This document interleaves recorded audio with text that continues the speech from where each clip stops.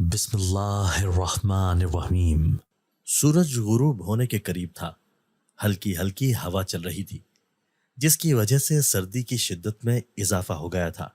सर्दी की वजह से टांगों में खून जमता हुआ महसूस हो रहा था, जिसकी वजह से कदम उठाने में दिक्कत हो रही थी। मैं तेज तेज चलता अपनी मंजिल की तरफ बढ़ रहा था। अचानक ही नदी के किनारे सफेद लिबास में मलबूस किसी को बैठे हुए देखा। दूर से देखने पर ही मुझे एहसास हो गया था कि ये कोई लड़की बैठी हुई है, लेकिन ये मेरे लिए बहुत हैरत अंगेज बात थी कि शाम के वक्त कोई लड़की नदी के किनारे बैठी हो। गांव के अक्सर लोग नदी के रास्ते से जाते हुए डरते थे। इस नदी के बारे में बहुत सी बातें मशहूर थीं। गांव के लोगों का कहना था कि यहाँ पर जिन्नात भी बसते हैं, इसलिए शाम के वक्त किसी लड़की को तन्हा यहाँ पर देखकर हैरान हो रहा था। लड़की को नदी के किनारे बैठा देखकर मेरे कदमों में रवानी आ गई थी। लड़की, तुम पागल हो जो इस वक्त यहाँ पर अकेली बैठी हुई हो। अगर यहाँ पर रहने वाले जिन्नात ने तुम्हें कुछ ना भी कहा, तो गांव के लोगों ने तुम्हारे किरदार के बारे में ना जाने कैसी कैसी बातें करनी है। उस लड़की के करीब पहुंचकर मैंने कहा। ये देखकर मुझे मजीद हैरत हुई कि वो उस ठंडे मौसम में भी पांव पानी में लटका कर बैठी हुई है। उसकी पुश्त मेरी तरफ थी, इसलिए मैंने अभी तक उसका चेहरा न देखा था, लेकिन उसे देखे बगैर ही मुझे लग रहा था कि ये लड़की दिमागी तौर पर बिल्कुल ही फारिग है, जो इस सर्दी में भी पानी में पांव लटका कर बैठी हुई है। अजीब लड़की है, जो मेरी आवाज सुन ही नहीं रही। थोड़ी देर गुजर गई, लेकिन उसने कोई जवाब न दिया। तो मैंने गुस्से से कहा, लड़की, तुम पागल भी हो और मुझे लगता है कि बहरी और गूंगी भी। तुम कौन हो और यहाँ पर क्यों बैठी हो? इस बार ऊंची आवाज में मैंने कहा कि वो सुन सके, लेकिन वो अपनी जगह से टस से मस न हुई। मैं तो मुसीबत में ही फंस गया हूं। इस पागल लड़की की मदद करना चाहता था, लेकिन ये पता नहीं क्या चाहती है। खुद को कोसते हुए ऊंची आवाज से मैंने कहा, तुम यहाँ क्यों आए हो? चले जाओ, मुझे तुम्हारी मदद की जरूरत नहीं है। मेरी झुंझुलाती हुई आवाज सुनकर पीछे मुड़कर मेरी तरफ देखे बगैर उसने इंतहाई रंजीदा अंदाज से कहा, मैं तुम्हें यहाँ पर अकेला छोड़कर कैसे जा सकता हूँ? बेहतर यही है कि तुम ज्यादा देर यहाँ पर ना रुको। अंधेरा छाने वाला है। अब की बार मैंने नरम लहजे से कहा, क्योंकि उसकी आवाज से मुझे महसूस हुआ था कि वो बहुत परेशान और उदास है। मैंने कहा ना कि मुझे यहाँ पर बैठे रहने दें और आप चले जाएं। एक बार फिर उसने इंतहाई मुतरन्नम आवाज में कहा, अगर आपकी यही मर्जी है तो मैं चला जाऊंगा, लेकिन पहले आप ये तो बता दें कि आप कौन हैं और यहाँ पर क्यों बैठी हुई हैं। मैंने मिन्नत आमेज लहजे से कहा। अचानक ही उसने गर्दन मोड़ कर मेरी तरफ देखा और फिर रुख बदल लिया। उस एक लम्हे में मेरे दिल को ना जाने क्या हो गया था। उसका इंतहाई सोगवार हुस्न मेरे जहन में नक्श हो गया था। चंद लम्हे मैं उसके हसीन चेहरे में खोया रहा। तुम कौन हो? आज से पहले मैंने तुम्हें इस गांव में कभी नहीं देखा। अपनी कैफियत पर काबू पाते हुए मैंने उससे पूछा, मैं तुम्हारे गांव में मेहमान आई हूं। आज से पहले मैं इस गांव में कभी नहीं आई, तो तुम मुझे कैसे जान सकते हो? मेरी तरफ देखे बगैर उसने जवाब दिया, अब मुझे समझ आई कि तुम यहाँ पर इस वक्त अकेले कैसे बैठी हो, क्योंकि तुम इस जगह के बारे में बिल्कुल भी नहीं जानती। मेरा मशवरा है कि यहाँ से उठो और जिसके घर में तुम मेहमान आई हो वहां चली जाओ, वरना तुम्हें कोई नुकसान भी पहुंच सकता है। मैंने उसे मशवरा दिया, तुम्हारा बहुत बहुत शुक्रिया। मैं अभी चली जाऊंगी, तुम अपने घर जाओ। मैं तुम्हारी वजह से डिस्टर्ब हो रही हूं। अब की बार उसने इंतहाई बेजार लहजे से कहा, तो उसकी हठधर्मी देखते हुए मुझे गुस्सा आ गया। बुड़बुड़ाते हुए मैं अपने रास्ते पर चल पड़ा। तुम्हें मेरे लिए परेशान होने की जरूरत नहीं है। मैं अपनी हिफाजत खुद कर सकती हूँ। मेरी बुड़बुड़ाहट को महसूस करते हुए उसने पीछे से आवाज देकर कहा। रुक कर मैंने उसकी आवाज सुनी, लेकिन पीछे मुड़कर न देखा। मुझे उसके रवैये पर बहुत गुस्सा आ रहा था। मेरे बार बार समझाने पर भी उसे मेरी कोई बात समझ नहीं आई थी। थोड़ा सा फासला तय करने के बाद मैंने पीछे मुड़कर देखा तो हैरत से मेरे कदम जमीन पर ही जम गए। जिस जगह पर वो लड़की बैठी हुई थी, वो जगह बिल्कुल। अचानक से वो लड़की कहाँ चली गई? इधर उधर देखते हुए मैंने सोचा, लेकिन वो मुझे कहीं दिखाई न दी। उस वक्त हल्का अंधेरा फैल चुका था, वाज़ेह तौर पर दिखाई भी नहीं दे रहा था। हैरान होते हुए मैं अपने रास्ते पर चल पड़ा अजीब लड़की थी। मेरे बार बार कहने पर भी अपनी जगह से ना उठी और फिर अचानक ही ना जाने कहाँ चली गई। अपने घर के दरवाजे के बाहर खड़े होकर मैंने उसके बारे में सोचा और फिर सर झटक कर अंदर दाखिल हो गया। घर में उस वक्त बिल्कुल खामोशी थी, क्योंकि सर्दी की वजह से सभी उस वक्त बिस्तरों में घुसकर बैठे हुए थे। अम्मी अब्बू के कमरे का दरवाजा खोलकर अंदर दाखिल हुआ तो बाहर की निस्बत अंदर बहुत पुरसुकून मौसम था। अंगीठी में पड़े हुए अंगारे उस वक्त भी सुर्ख दिखाई दे रहे थे, जिसकी वजह से कमरा अच्छा खासा गर्म हो चुका था। आज तो तुमने आने में देर कर दी, मैं तुम्हारे लिए बहुत परेशान हो रहा था। मुझे देखते ही अब्बा ने जल्दी से कहा। मैं कोशिश करता हूं कि जल्द ही बच्चों को छुट्टी दे दूं, लेकिन वो बच्चे ही ऐसे कुंद जहन हैं कि एक एक लफ्ज कई बार समझाना पड़ता है, फिर भी उनके पल्ले नहीं पड़ता। मैंने झुंझुलाते हुए कहा और अंगीठी के पास पड़े हुए मूड़े पर बैठ गया। आज बहुत सर्दी है और हवा भी चल रही है, जिसकी वजह से हड्डियों में खून जमता हुआ महसूस हो रहा है। अंगीठी के ऊपर हाथ सेंकते हुए मैंने कहा, आफिया बेटा, भाई के लिए खाना गर्म करके ले आओ। अम्मा ने आफिया से कहा, जो उस वक्त सोने के करीब थी। अभी लेकर आती हूँ। उठते हुए आफिया ने जवाब दिया। उसके चेहरे पर बेजारगी साफ दिखाई दे रही थी।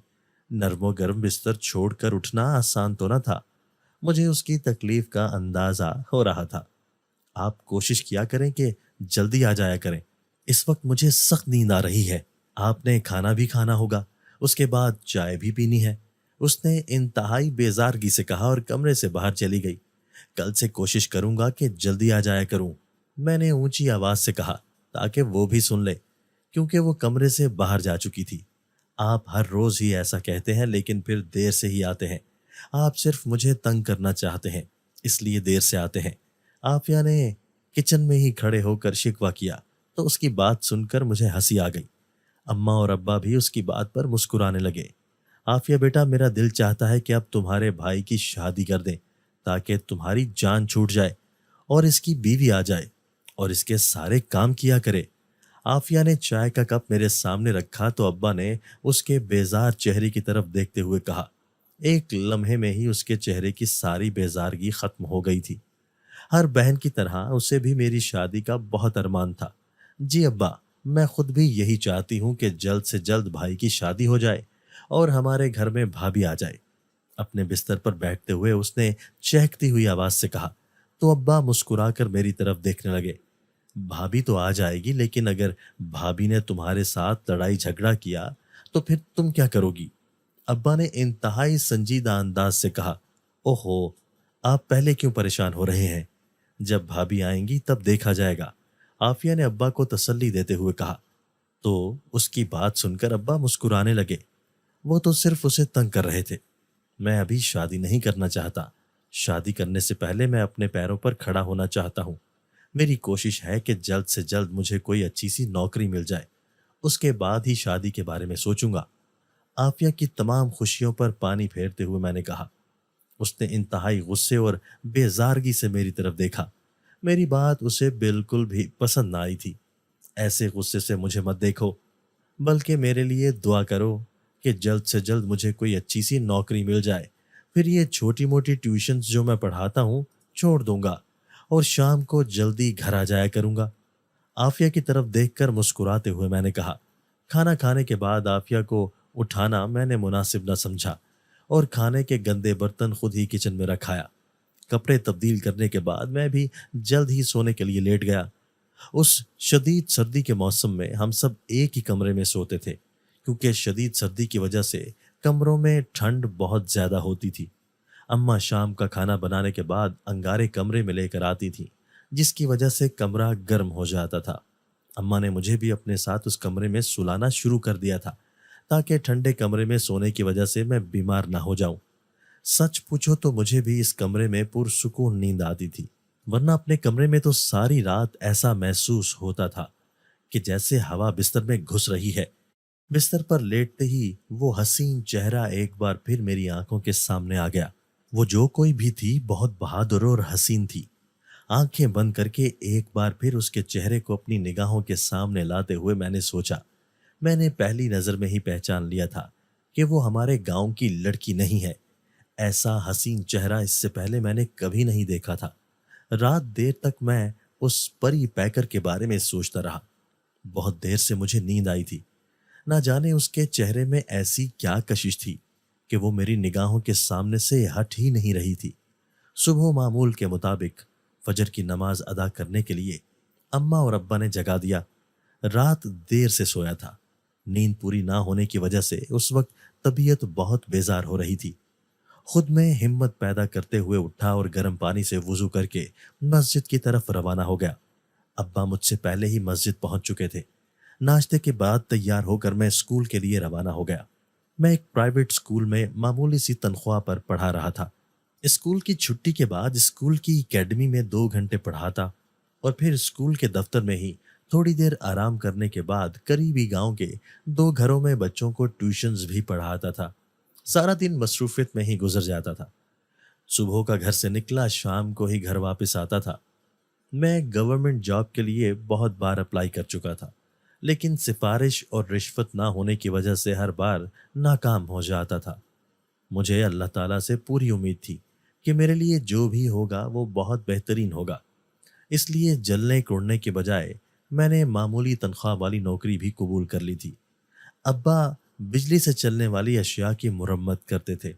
اب وہ بوڑھے ہو چکے تھے، زیادہ محنت طلب کام نہیں کر سکتے تھے۔ کسی اچھی نوکری کے انتظار میں ہاتھ پر ہاتھ رکھنے کی بجائے میں نے پرائیویٹ اسکول میں نوکری کر لی تھی تاکہ گھر کے اخراجات میں کچھ نہ کچھ مدد کر سکوں۔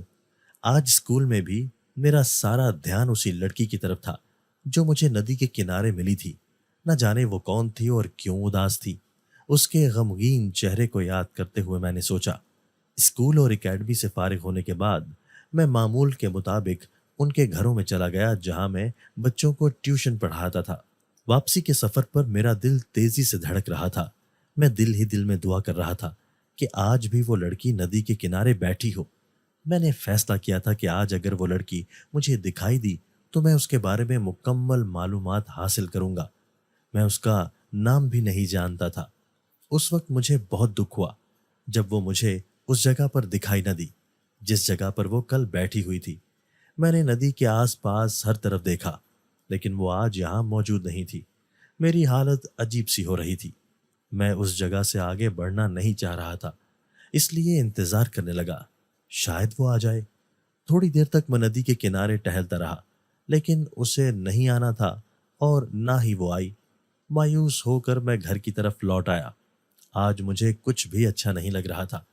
کھانا کھانے کا بھی جی نہیں چاہ رہا تھا، اس لیے بغیر کھانا کھائے میں سونے کے لیے لیٹ گیا۔ میں ایک بہت سنجیدہ مزاج کا لڑکا تھا۔ مجھے خود ہی اپنی کیفیت کی سمجھ نہیں آ رہی تھی۔ میں نے صرف ایک بار اس کا حسین چہرہ دیکھا تھا، لیکن 2 دن سے وہ چہرہ میری نگاہوں کے سامنے سے ہٹ ہی نہیں رہا تھا۔ مسلسل 3 دن سے میں ندی کے کنارے رک کر اس کا انتظار کرتا، لیکن وہ تو ایسے غائب ہو گئی تھی جیسے کبھی یہاں پر آئی ہی نہ ہو۔ مجھے تو یہ بھی علم نہ تھا کہ ہمارے گاؤں میں وہ کس کے گھر مہمان کے طور پر آئی تھی۔ آنکھیں بند کر کے سونے کی کوشش کرتے ہوئے میں نے اپنی کم عقلی پر خود کو ڈانٹا۔ مجھے کم سے کم اس سے یہ تو پوچھ لینا چاہیے تھا کہ وہ یہاں پر کس کے گھر مہمان بن کر آئی ہے۔ مجھے اپنی عقل پر ماتم کرنے کو دل چاہ رہا تھا، لیکن اب افسوس کرنے کا کوئی فائدہ نہیں۔ شام کو دوسرے گھروں سے واپسی پر میں ہر روز تھوڑی دیر کے لیے ندی کے کنارے رک جاتا تھا۔ میں اچھی طرح سے جانتا تھا کہ یہاں پر رکنا خطرے سے خالی نہیں ہے۔ اس جگہ کے بارے میں سارا گاؤں اچھی طرح سے جانتا تھا کہ یہاں پر رات کے اندھیرے میں اگر مجبوری میں بھی کسی کو گزرنا پڑتا تھا تو وہ بھی دوسرا راستہ اختیار کر لیتے تھے۔ میں پچھلے کئی روز سے مغرب کے بعد ندی کے قریب سے گزرتا تھا تو وہاں رک جاتا تھا۔ میں نہیں جانتا تھا کہ میری یہ غلطی میرے لیے کتنی بڑی مصیبت کھڑی کر سکتی ہے۔ پچھلے 1 ہفتے سے میں ہر روز اسے دیکھنے کی امید لیے آتا تھا، لیکن اس کے بعد وہ دوبارہ مجھے دکھائی نہ دی تھی۔ اب تو میں اس کی طرف سے مایوس ہونے لگا تھا۔ آہستہ آہستہ میری امید دم توڑ چکی تھی۔ بہت سست روی سے قدم اٹھاتا میں اپنے گاؤں کی طرف بڑھ رہا تھا۔ آج موسم ابر آلود تھا۔ موسم کے تیور دیکھ کر اندازہ ہو رہا تھا کہ جلد ہی بارش برسنے لگے گی۔ مجھے بارش کی کوئی پرواہ نہ تھی۔ اپنی سوچوں میں مگن پرسکون انداز سے اپنے راستے پر چل رہا تھا۔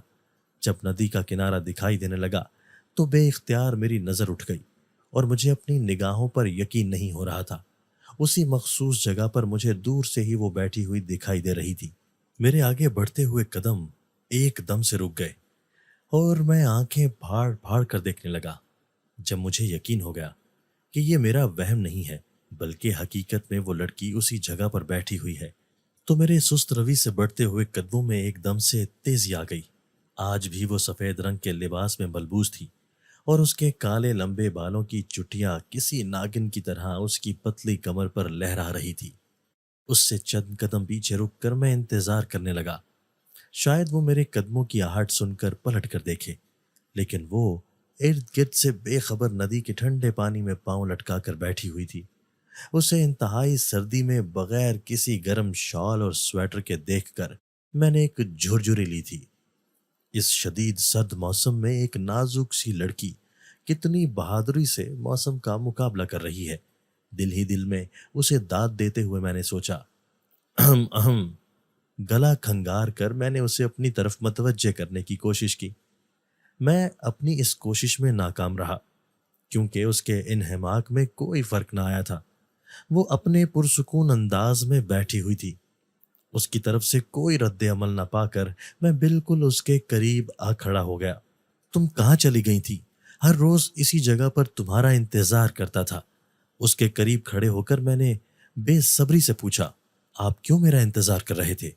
پانی میں موجود اپنے دونوں پاؤں کو ہلاتے ہوئے وہ مسلسل آسمان کی طرف کچھ دیکھ رہی تھی اور اسی مصروف انداز سے اس نے مجھ سے کہا کہ میں آپ کا انتظار کیوں کرتا تھا۔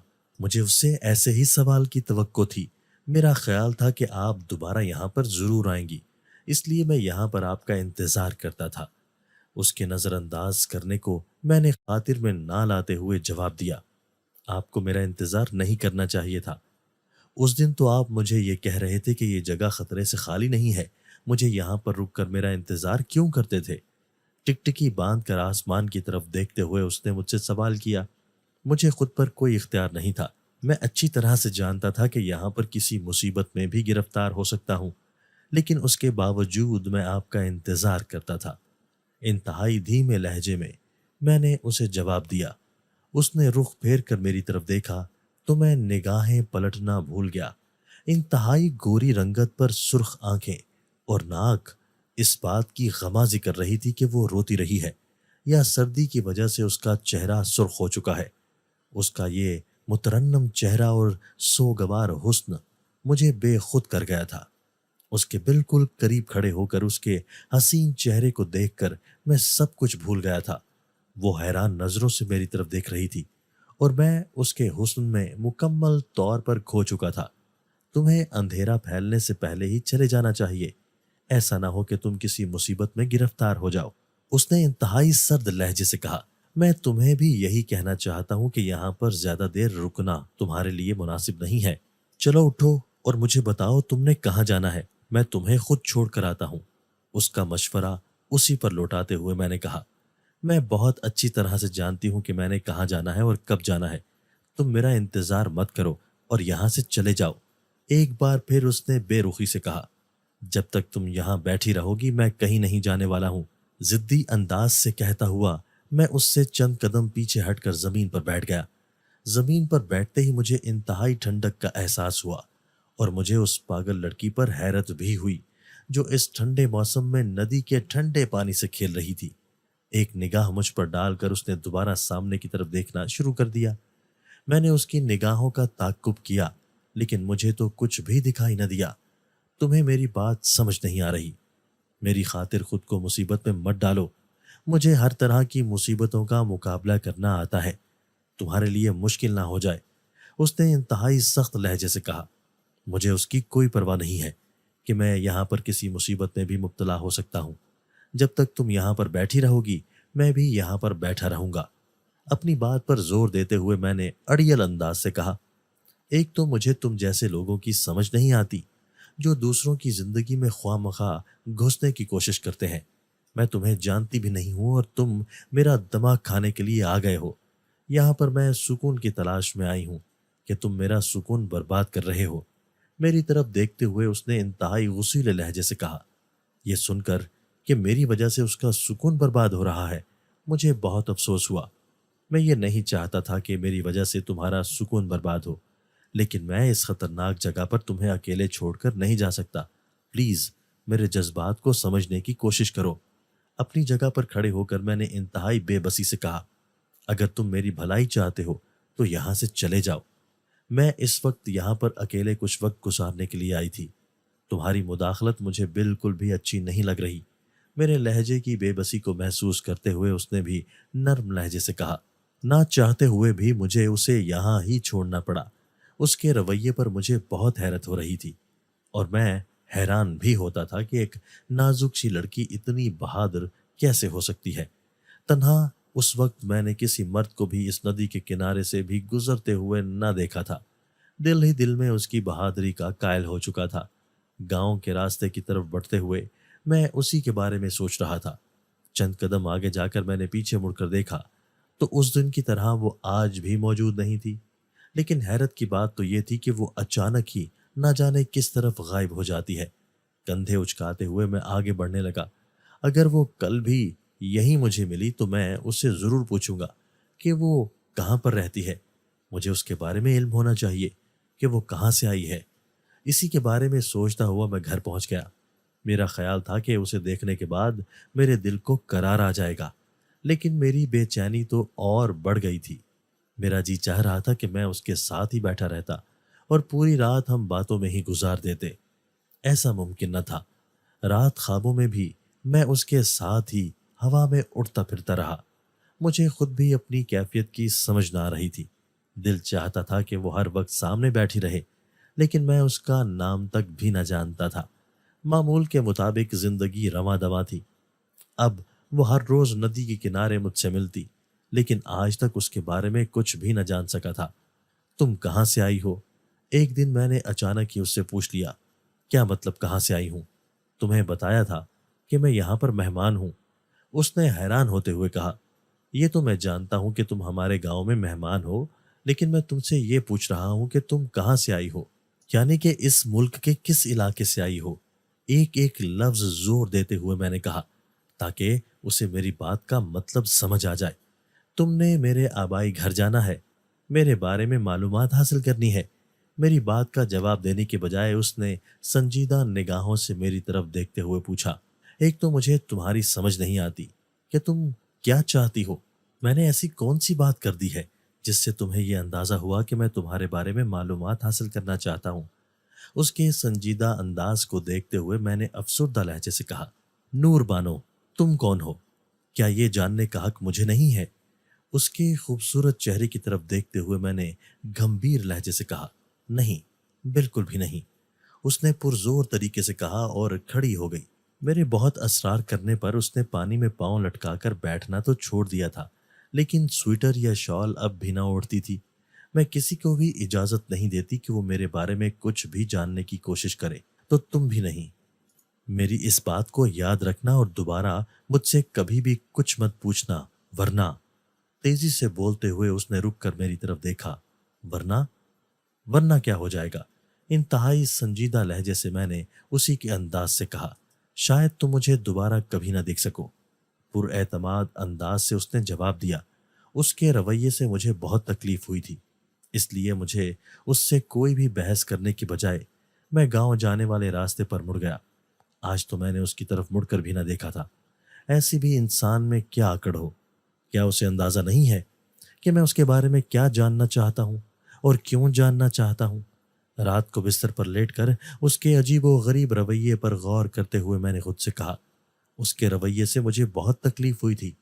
میں یہ چاہتا تھا کہ اسے اس چیز کا احساس ہونا چاہیے کہ اس نے میری بے عزتی کی ہے۔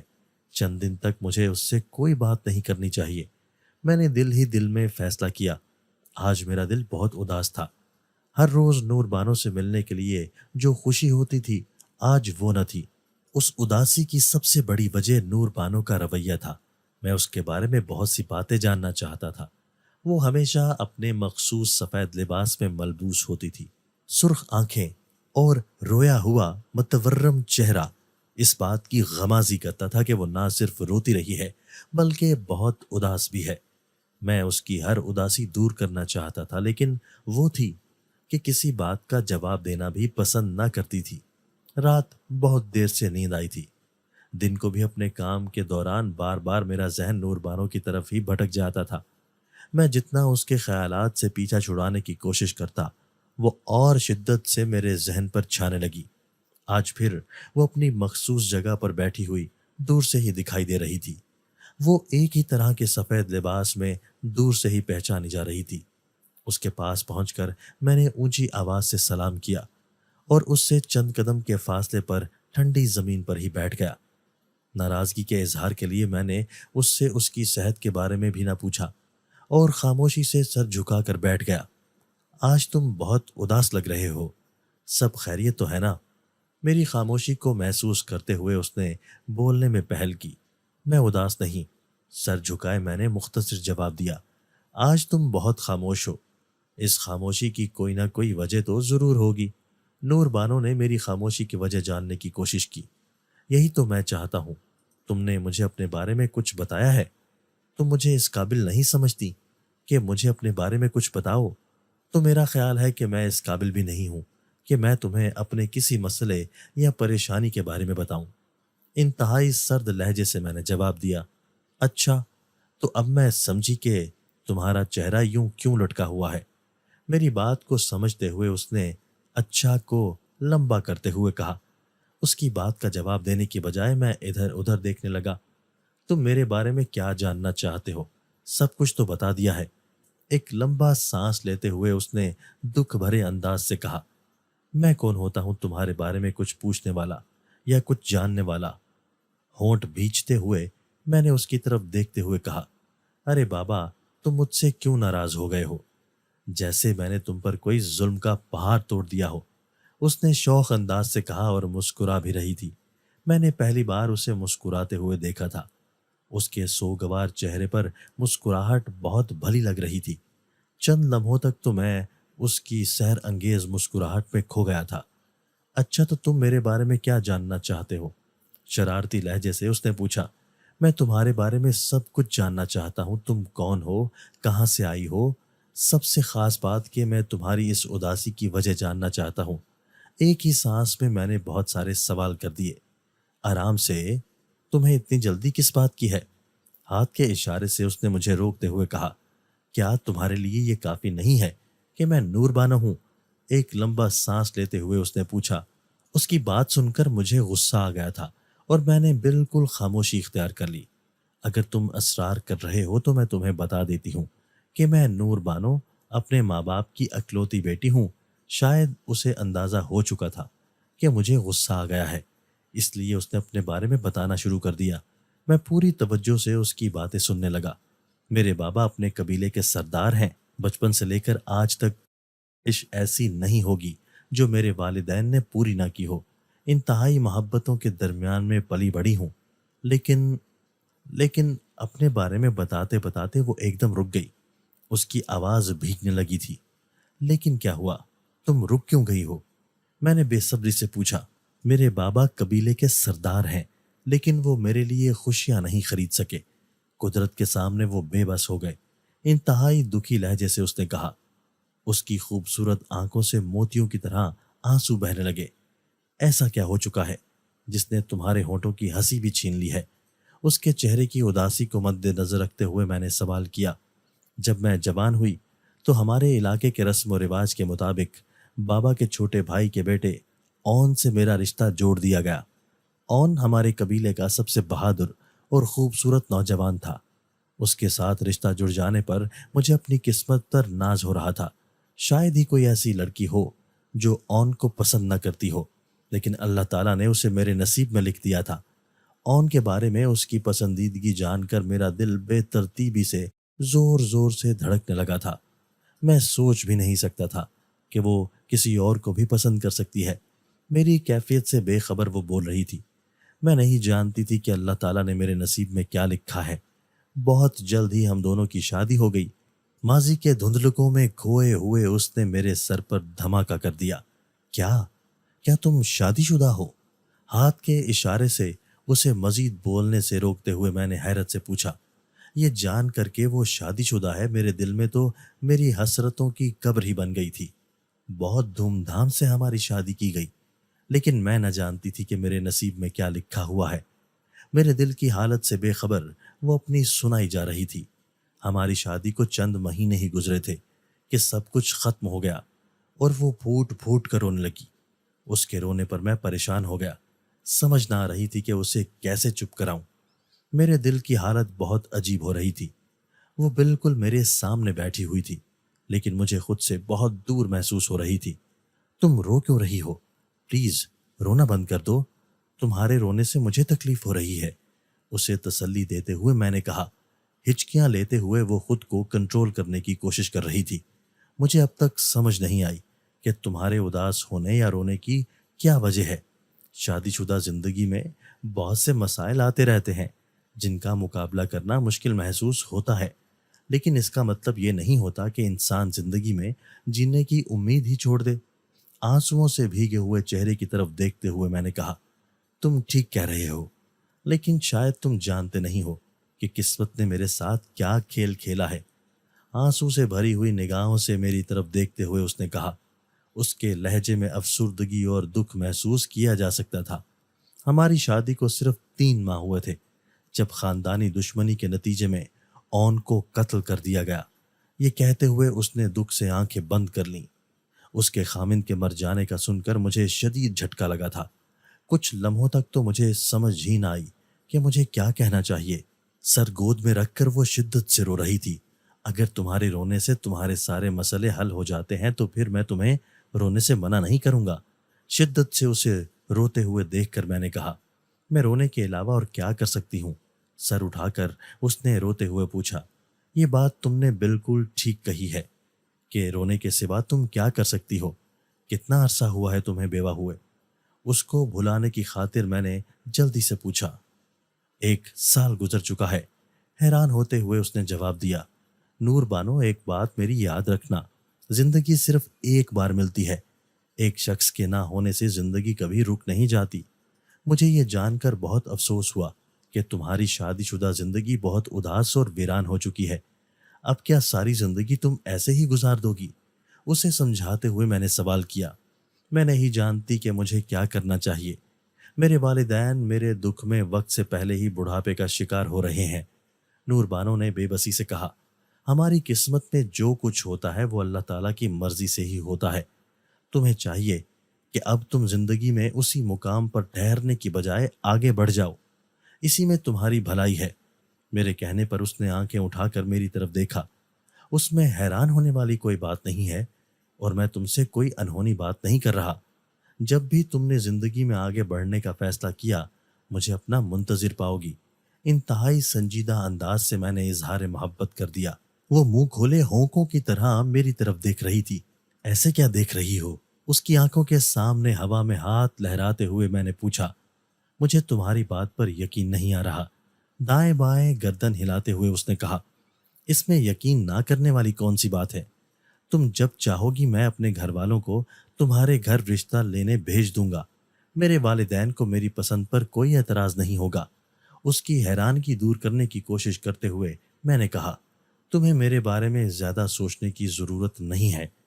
میں زندگی کے جس مقام پر کھڑی ہوں اس سے آگے بڑھنا ہی نہیں چاہتی۔ تمہارے لیے یہی بہتر ہوگا کہ میرا انتظار مت کرنا، تمہارے ہاتھ کچھ نہیں آئے گا۔ میری محبت کا جواب محبت سے دینے کی بجائے اس نے مجھے ٹھکرا دیا تھا۔ اس کا سنجیدہ انداز دیکھ کر میرا دل اتھل پتھل ہونے لگا تھا۔ میں تو اس کے بغیر زندگی گزارنے کا سوچ بھی نہیں سکتا تھا۔ ان چند دنوں میں اس کے ساتھ پوری زندگی گزارنے کے خواب دیکھنے لگا تھا، لیکن وہ اچھی لڑکی تھی، ایک مرے ہوئے شخص کے لیے مجھے ٹھکرا رہی تھی۔ میری بات سمجھنے کی کوشش کرو، میں تمہارے بارے میں بہت سنجیدہ ہوں۔ اپنی بات پر زور دیتے ہوئے میں نے کہا، تم کیا سمجھ رہے ہو کہ میں تمہارے ساتھ مذاق کر رہی ہوں؟ میں بھی بہت سنجیدہ ہوں۔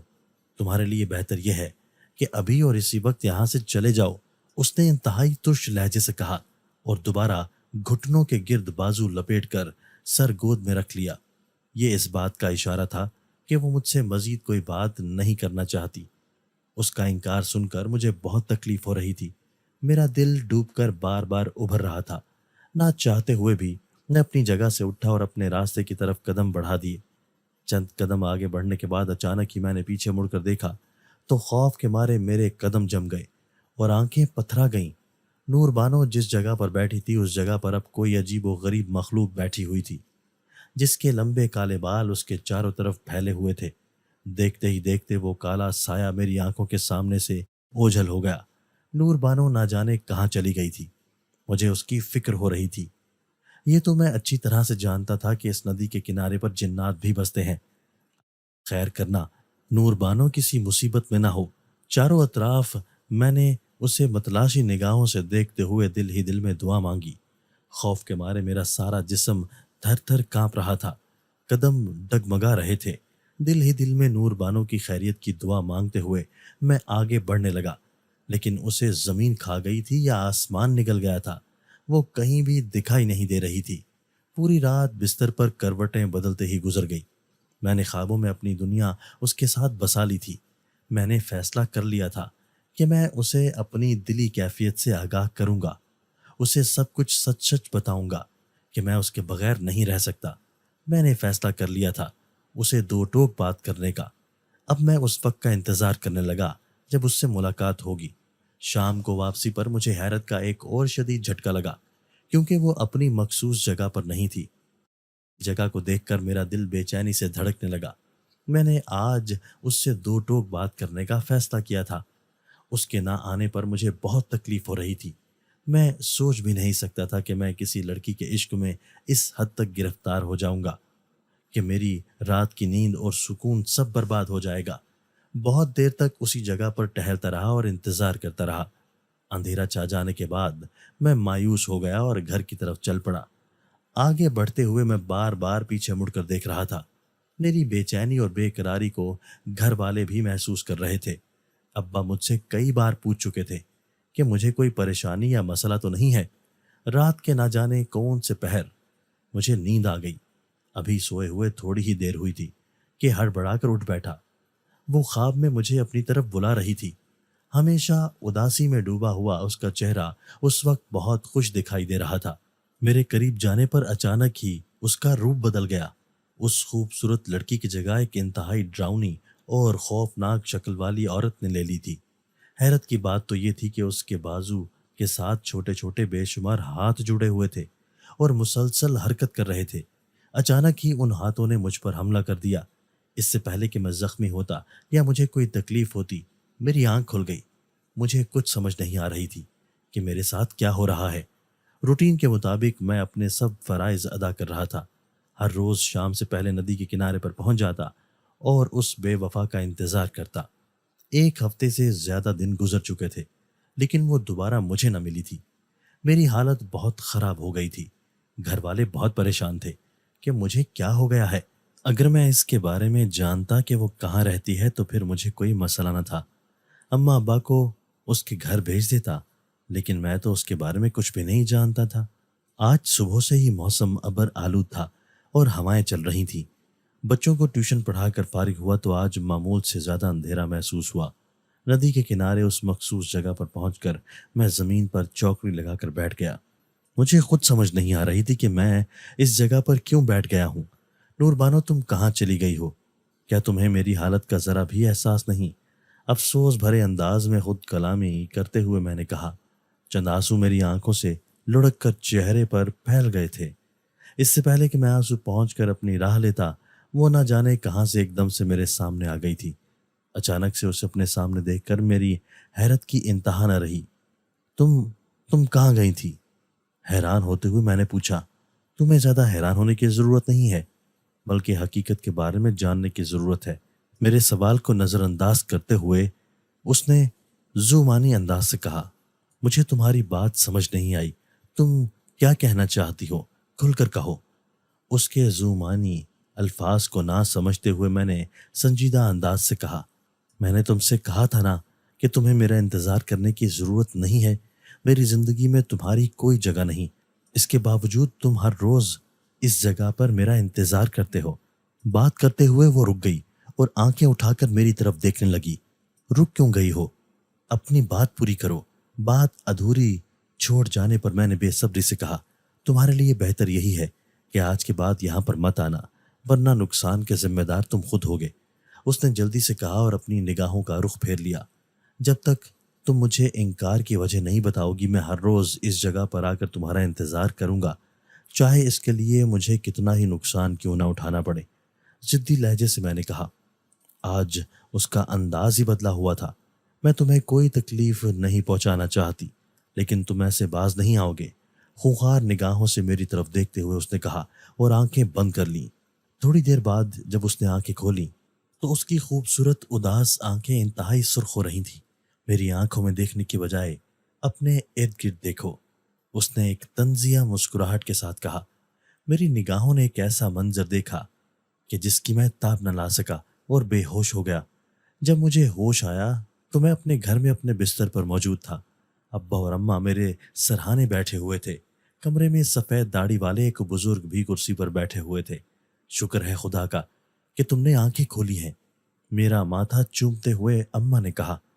मेरे साथ रूनुमा होने वाला वाकया निगाहों में घूमने लगा था और मुझे सब कुछ याद आ गया था। मैं यहाँ पर कैसे आया? मैंने माँ से पूछा। कल रात बहुत देर हो गई जब तुम घर ना आए, तो मैं मोहल्ले के चंद लोगों के साथ तुम्हें तलाश करने के लिए घर से निकला। नदी के किनारे तुम बेहोश पड़े हुए मिले थे। तुम्हें उठाकर घर ले आए। बहुत कोशिश की कि तुम्हें होश आ जाए, लेकिन डॉक्टरों की कोशिश के बावजूद भी तुम्हें होश नहीं आ रही थी। सारा दिन तुम्हारी वजह से हम परेशान रहे। तुम्हारी हालत के पेश नज़र तुम्हारे चचा बाबा जी को बुला कर ले आए हैं, जिन्होंने तुम पर दम किया है। उसके बाद तुम्हें होश आई है। अब्बा ने पूरा वाकया मुझे तफसील से बताया। अब तुम हमें बताओगे कि तुम्हारे साथ क्या वाकया पेश आया था? बाबा जी ने मेरे करीब आकर पूछा। शुरू से लेकर आखिर तक तमाम वाकयात मैंने उनके सामने बयान कर दिए। सभी हैरान हो रहे थे। पर खुदार, तुम्हारी किस्मत अच्छी थी जो तुम बच गए, वरना तुम्हें कोई नाकाबिले तलाफी नुकसान पहुंच सकता था।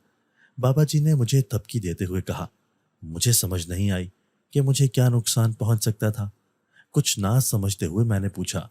अपने इर्द गिर्द सैकड़ों की तादाद में अजीब व गरीब मखलूक को देखकर भी कुछ समझ ना आई थी कि वो सब तुम्हारी तिक्का बोटी कर देते। मैं अब तक हैरान हो रहा था कि जिन्नात ने तुम्हें जिंदा कैसे छोड़ दिया। शायद उस बेवा जिनजादी ने ही तुम्हें बचाया है। बाबा जी ने मुझे समझाते हुए कहा। अपनी मोहब्बत के लुट जाने पर मेरा दिल बिल्कुल वीरान हो चुका था। मैंने उसका क्या बिगाड़ा था? उसने मुझे क्यों धोखा दिया? मेरे दिल के साथ क्यों खेला? तकलीफ दे अंदाज से मैंने बाबा जी से शिकवा किया। बेटा, ये शैतानी मखलूक होती है। इंसानों को तंग करना उनका शेवा है। वो बेवा जिनजादी कभी भी तुम्हारे साथ शादी न करती। ये मखलूक वादे की बहुत पाबंद होती है। तुम्हें एहतियात करनी है। दोबारा उस रास्ते पर कभी नहीं जाना, वरना बहुत नुकसान उठाओगे। बाबा जी ने मुझे समझाते हुए कहा। मुझे इस बात की समझ नहीं आ रही कि मेरे जज्बात के साथ खेलकर उसे क्या मिला होगा। बाबा जी की नसीहत को नज़रअंदाज करते हुए मैंने दिल में मचलने वाला सवाल पूछा। मैंने तुम्हें बताया है ना कि इस मखलूक के अंदर शैतानियत बहुत ज़्यादा होती है। तुम हर रोज़ वहाँ से गुजरते थे। हो सकता है कि वक्त गुजारी के लिए वो तुम्हारे साथ कुछ वक्त गुजार लेती हो। उसके अलावा उसका कोई और इरादा न था। अब तुमने भी उसका रोग दिल को लगाकर नहीं बैठ जाना, बल्कि आगे बढ़ने की कोशिश करनी है। बाबा जी ने मुझे नसीहत की और अब्बा इजाज़त लेकर चले गए। मेरे दिल की हालत बहुत अजीब हो रही थी। अम्मा अब्बा बहुत देर तक मुझे समझाते रहे। तुम्हारी बीमारी के दौरान याद न रहा कि तुम्हारी डाक आई हुई थी। एक की रंग का लिफाफा मेरी तरफ बढ़ाते हुए अम्मा ने कहा। ये मेरा अपॉइंटमेंट लेटर था। शहर के एक बड़े कॉलेज में मेरी नौकरी लग गई थी। उस हसीन चेहरे को भुलाना मेरे लिए आसान तो न था, लेकिन नए माहौल में उसे भुलाने का खुद से वादा कर लिया था। मेरा रोशन मुस्तकबिल और नई जिंदगी बाहें खोले मेरा इंतजार कर रहे थे। दोस्तों, अगर आपको आज की हमारी ये वीडियो पसंद आई है तो इसे लाइक कीजिए और इसे अपने प्यारों के साथ शेयर जरूर कीजिएगा। और हाँ, अगर आपने अभी तक हमारा चैनल सब्सक्राइब नहीं किया तो हमारा चैनल सब्सक्राइब कर दीजिए और बेल आइकन भी प्रेस कर दीजिए, ताकि हमारी हर नई आने वाली वीडियो आपको बर वक्त मिल सके। अल्लाह हाफिज।